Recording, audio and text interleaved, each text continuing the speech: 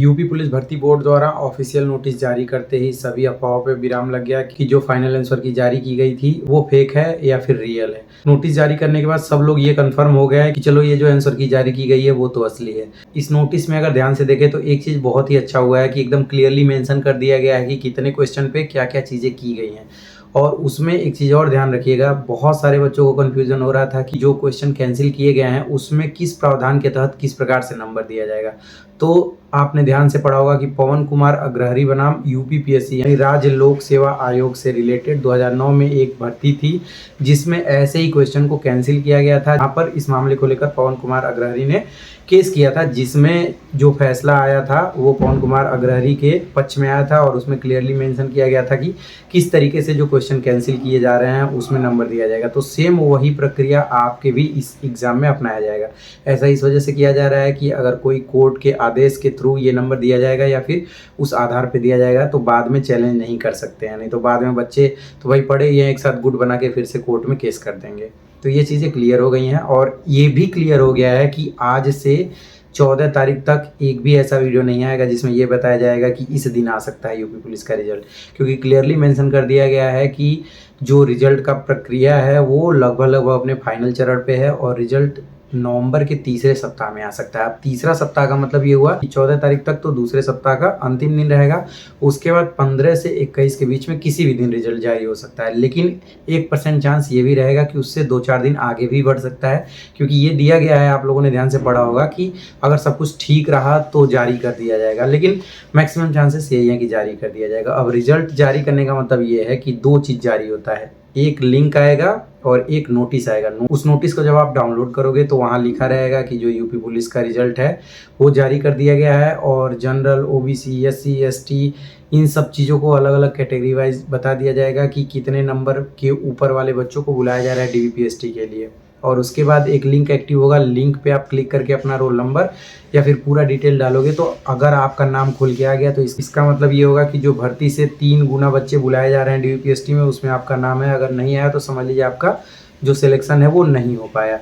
तो DVPST result के 1 सप्ताह के भीतर मान के चलिए कि हो जाएगा, क्योंकि जो इधर टाइम लिया जा रहा है ना वो बाद की तैयारियों के लिए ही लिया जा रहा है। सब चीज़ें एकदम रेडी हैं, बस रिजल्ट जारी होते ही ये चीज़ बता दिया जाएगा। हो सकता है रिजल्ट के दिन ही नोटिस जारी करके बता दे कि इस तारीख से आपका एडमिट कार्ड जारी हो जाएगा डीवीपीएसटी के लिए। तो इन सारी चीज़ों के लिए आप तैयार रहिएगा।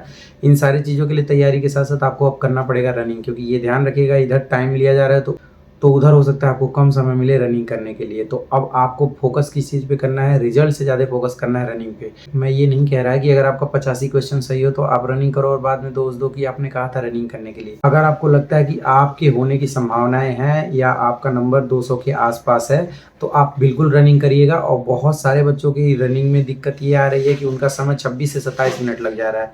अब थोड़ा सा स्पीड आपको बढ़ाने की ज़रूरत है, थोड़ा एनर्जेटिक चीज़ें लीजिए तभी आप बढ़ा सकते हो। अगर आप सोचोगे कि सेम चाल से चलें तो आपका जो समय है रनिंग पूरा कंप्लीट करने के बाद उतना ही लगेगा जितना अभी तक लगता है। अगर समय कम करना है तो स्पीड आपको बढ़ाना ही पड़ेगा तभी हो पाएगा।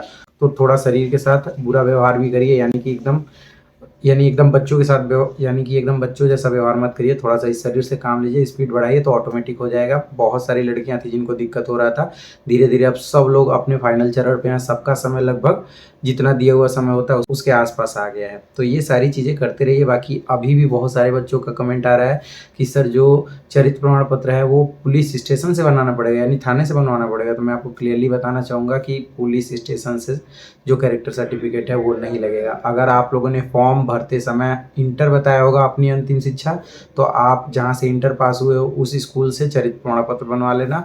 अगर आप लोगों ने ग्रेजुएशन दिया होगा कि हमारा जो अधिकतम पढ़ाई है वो ग्रेजुएशन है तो आप उस कॉलेज से बनवा लीजिएगा। बस आपको वहाँ जाना है, ये कहना है भैया हम यहाँ से पास आउट हैं, अपना जो 3rd ईयर का मार्कशीट या सर्टिफिकेट है वो लेते चले जाइएगा। वहाँ वो बना के दे देंगे, बस आप बताइएगा यूपी पुलिस में मेरा लगेगा, वो अच्छे से बना के दे देंगे।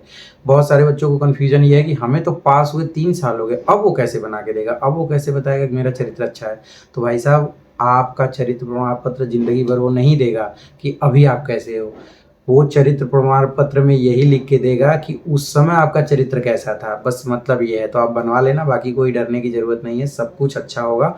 अगर आपका होने का चांस रहेगा ना, तो अभी तक सब चीज़ें अच्छी ही जा रही हैं। बाकी जिन क्वेश्चन का आंसर चेंज हुआ है, जिसके एक से ज़्यादा आंसर सही हैं, या फिर जिन क्वेश्चनों को कैंसिल किया गया है, इन सब चीज़ों से कट ऑफ पे बहुत ही ज़्यादा असर पड़ेगा। मुझे जहाँ तक लगता है कि कट ऑफ उम्मीद से कम ही रहने की संभावनाएँ रहेंगी, क्योंकि इन सारी चीज़ों से बड़ा असर पड़ता है। अब देखते हैं होगा क्या, इसके लिए तो आपको इंतज़ार ही करना पड़ेगा।